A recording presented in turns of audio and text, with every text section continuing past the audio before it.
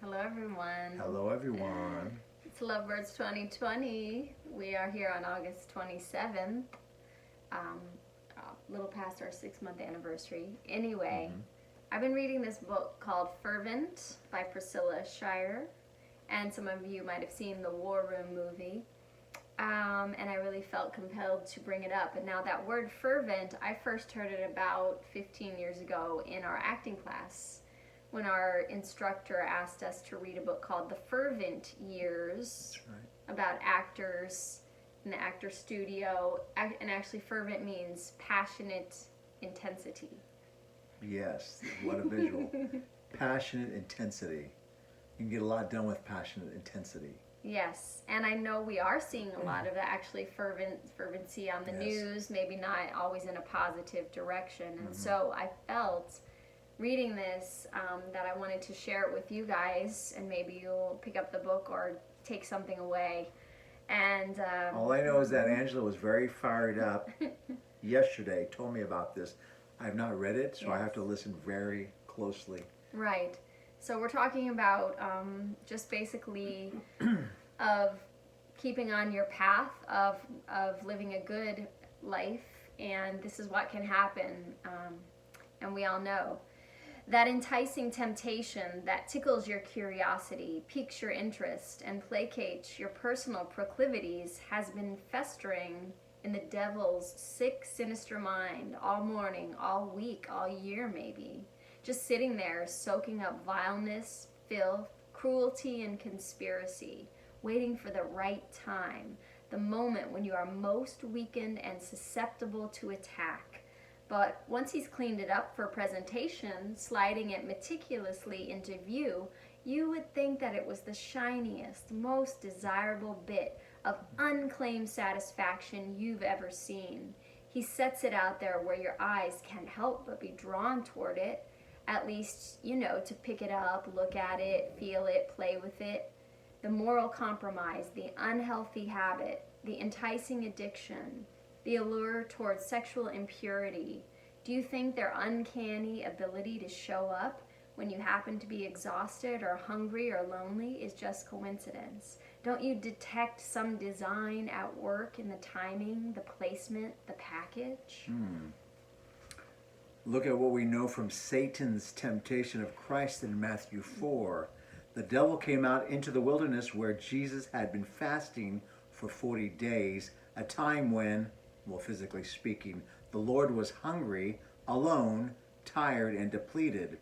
What better setup and situation to make the suggestion of, well, bread? I mean, I don't know about you, but slide a warm roll in my direction and topped with a smear of soft butter, and I'm a goner. Even when I'm not hungry. But that's the enemy's way. Precision, personalization, and persistence.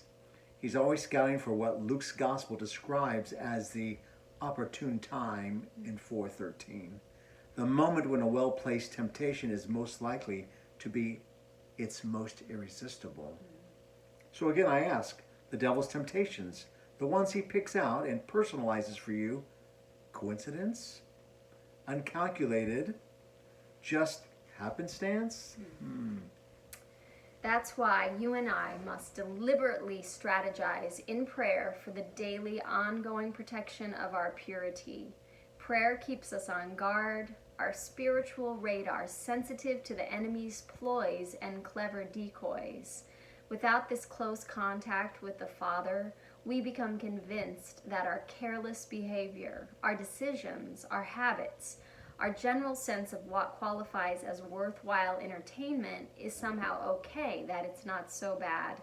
Yet all the while, the enemy's carefully crafted options of impurity chip away at our spiritual reserves and effectiveness. The devil's strategy is to make us believe impurity is, well, normal, that nobody's hurt if we keep a few forbidden things on hand and enjoy them from time to time. No big deal. But if we were steadily engaged in fervent prayer, with our strategy counteracting his strategy, we'd see a snap that unrighteousness is not no big deal. It's a house of horrors. It's a totally upside down way to live.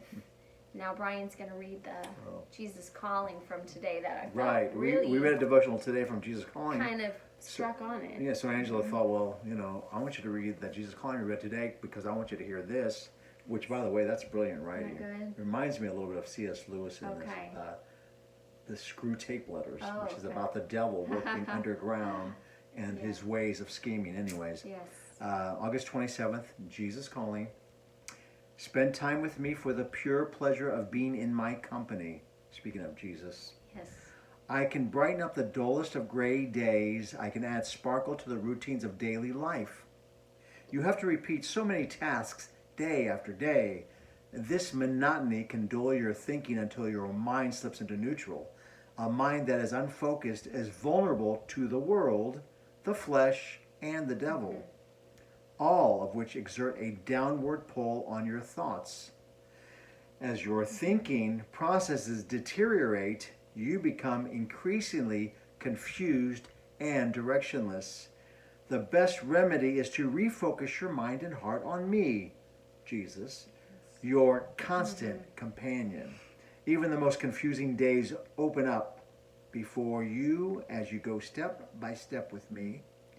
My presence goes with you wherever you go, providing light for your path. Yes, so from reading this, I just pray for all of you watching this that you understand that kind of being wishy-washy in the middle without really choosing and holding on to the passion and intensity, love, faith for Jesus and the Lord, faith in Him, no fear, Yes. that He is protecting you, He is guiding you, He's watching over you, Yes. and that you, like a mama lion, right? You really have to defend your soul, your territory. I think that's, especially with everything going on, all the political stuff, all the health, and all the scariness in the world right now. You got to be a real prayer warrior. Yes. And get your protection from the Word. Absolutely. You got to go even stronger to pray for all those people out there who are scared and afraid and acting out.